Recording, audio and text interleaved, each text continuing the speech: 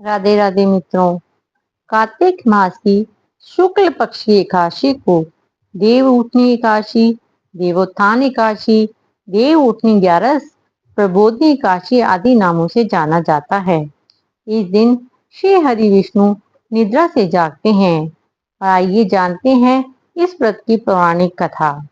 एक राजा के राज्य में सभी लोग एकादशी का व्रत रखते थे। प्रजा तथा नौकर चाकरों से लेकर पशु तक को एकादशी के दिन अन्न नहीं दिया जाता था। एक दिन किसी दूसरे राज्य का एक व्यक्ति राजा के पास आकर बोला, महाराज कृपा करके मुझे नौकरी पर रख लो। तब राजा ने उसके सामने एक शर्त रखी कि ठीक है, रख लेते हैं, किंतु रोज तो तुम्हें खाने को सब कुछ मिलेगा, पर एकादशी को अन्न नहीं मिलेगा। उस व्यक्ति ने उस समय हाँ कर दी, पर एकादशी के दिन जब उसे फलाहार का सामान दिया गया तो वह राजा के सामने जाकर गिड़गिड़ाने लगा, महाराज इससे तो मेरा पेट नहीं भरेगा, मैं भूखा ही मर जाऊंगा, मुझे अन्न दे दो। राजा ने उसे शर्त की बात याद दिलाई, पर वह अन्न छोड़ने को राजी नहीं हुआ। तब राजा ने उसे आटा दाल चावल आदि दिए। वह नित्य की तरह नदी पर पहुंचा और स्नान कर भोजन पकाने लगा।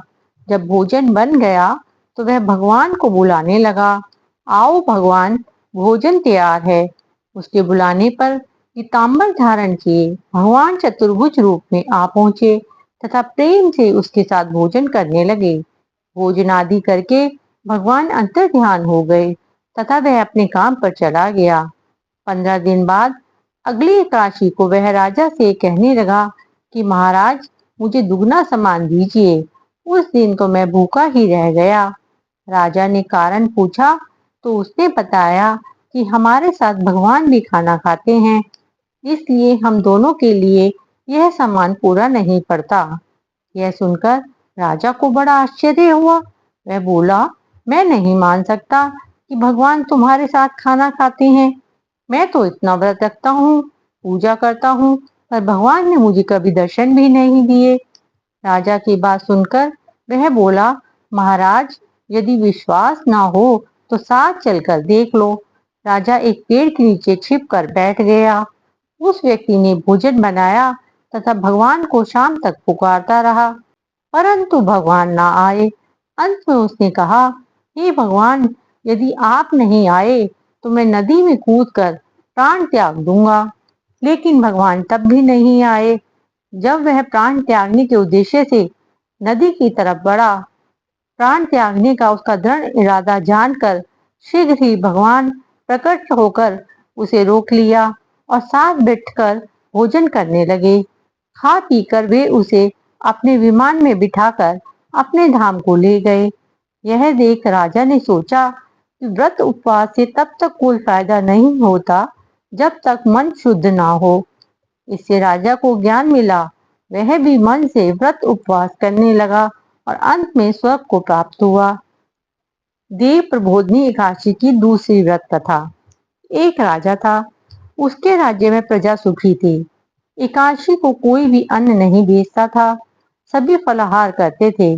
एक बार भगवान ने राजा की परीक्षा लेनी चाही। भगवान ने एक सुंदरी का रूप धारण किया तथा सड़क पर बैठ गए।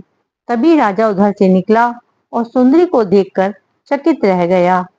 उसने पूछा, हे सुंदरी, तुम कौन हो और इस तरह यहाँ क्यों बैठी हो? तब सुंदर स्त्री बने भगवान बोले, मैं एक निराश्रिता हूँ, नगर में मेरा कोई भी जान पहचान वाला नहीं है, किससे सहायता मांगू? राजा उसके रूप पर मोहित हो गए थे। वह बोले, तुम मेरे महल में चलकर मेरी रानी बनकर रहो। सुंदरी बोली, मैं तुम्हारी बात मानूंगी, पर तुम्हें राज्य का अधिकार मुझे सौंपना होगा। मैं जो भी बनाऊंगी तुम्हें खाना होगा। राजा उसके रूप पर मोहित, उन्होंने उसकी सभी शर्तें स्वीकार कर ली। अगले दिन एकादशी थी। रानी ने हुक्म दिया कि बाजार में अन्य दिनों की तरह अन्न बेचा जाए।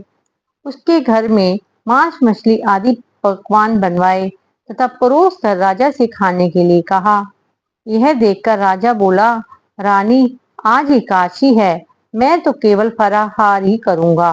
तब रानी ने शर्त की याद दिलाई और बोली, या तो खाना खाओ, नहीं तो मैं बड़े राजकुमार का सिर काट लूंगी।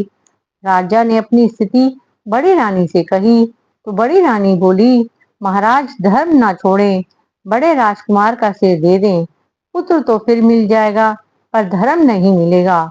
इसी दौरान बड़ा राजकुमार खेल कर आ गया। माँ की आंखों में आंसू देखकर वह रोने का कारण पूछने लगा तो माँ ने उसे सारी स्थिति बता दी। तब वह बोला, मैं अपना सिर देने के लिए तैयार हूँ, पिताजी के धर्म की रक्षा होगी और जरूर होगी। राजा दुखी मन से राजकुमार का सिर देने को तैयार हुआ तो रानी के रूप में भगवान विष्णु ने प्रकट होकर असली बात बताई। राजन, तुम इस कठिन परीक्षा में पास हुए। भगवान ने प्रसन्न मन से राजा से वर मांगने को कहा तो राजा बोला, आपका दिया हुआ सब कुछ है, हमारा उद्धार करें। उसी समय वहां एक विमान उतरा। राजा ने अपना राज्य पुत्र को सौंप दिया और विमान में बैठकर परम धाम को चला गया। बोलो भगवान विष्णु की जय।